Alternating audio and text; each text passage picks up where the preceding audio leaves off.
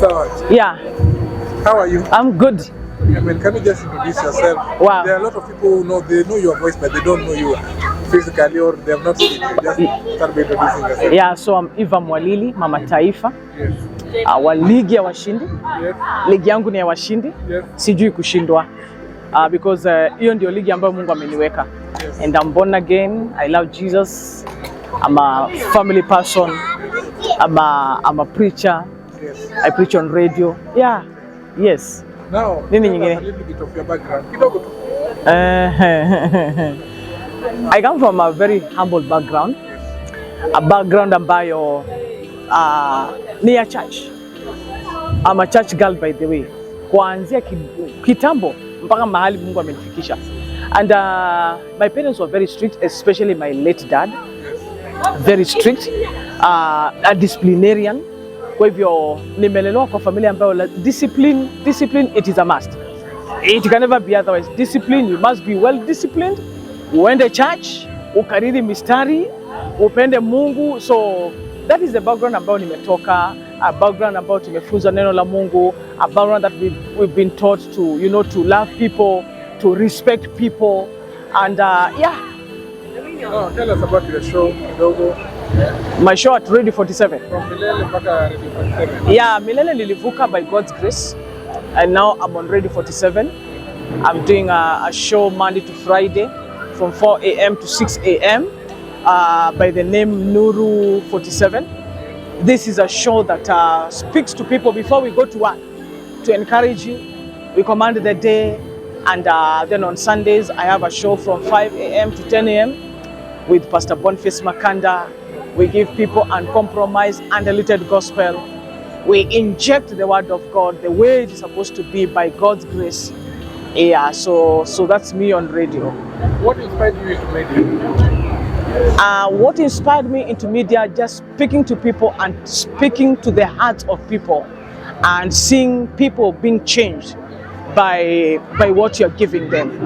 That is what inspired me, just to hear myself on radio, speaking to people and touching lives through airwaves. How does media affect your religious status?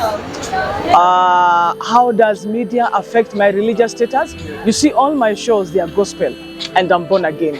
So whenever I'm going to the studio, I have to prepare myself, and I have to walk the talk.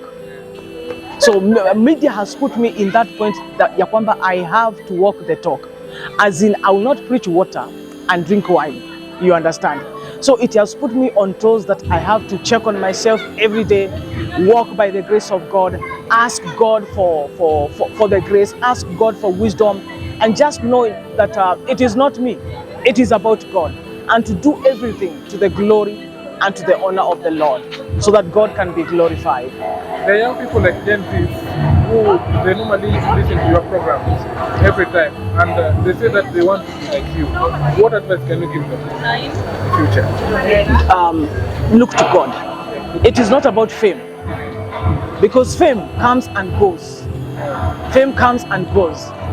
You understand me? It will come, alafu itaenda. But just look to God. Know why you are coming into the media space. Know why you are coming to the media space. Why do you want people to listen to you? What kind of content are you giving them? You see, how do you want to impact lives? When you are not around, what can people say about you? You know, other people who are looking at you, what can they say about your content? Because you see, we are like, we want quick content. You know, you just do things up and up so that you can get likes. It is not about getting likes and followers. It is about impacting a life. So if you cannot impact a life, and not just impacting a life, impacting a life positively, then you have a long way to go. Just look to, you have a long way to go. Look to God. It is not about fame. If you're coming to the media for fame, you'll be frustrated. Just look to God and ask God, really God, what is that unique thing that you have put in my life that you want me to put across? Now, the next question is that now that there's a really lot of competition in media in Kenya, especially the digital platform has taken a lot of space than the mainstream. Now, What is it that you do? Because still you find like 65% of the people still listen to your show, apart from YouTube. Be original. Just be original, be authentic. Being original and being authentic. And as I've told you, it's all about God. When you see God gives us ideas. God refreshes us. When you look to God, He'll refresh you. And anytime you're coming with content, He will refresh the content. He will refresh you daily. You see? So just be yourself.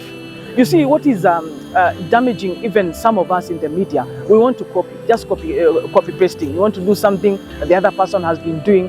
You don't want to be original. Just be original. Do your own research. Get deeper. Do your own research and be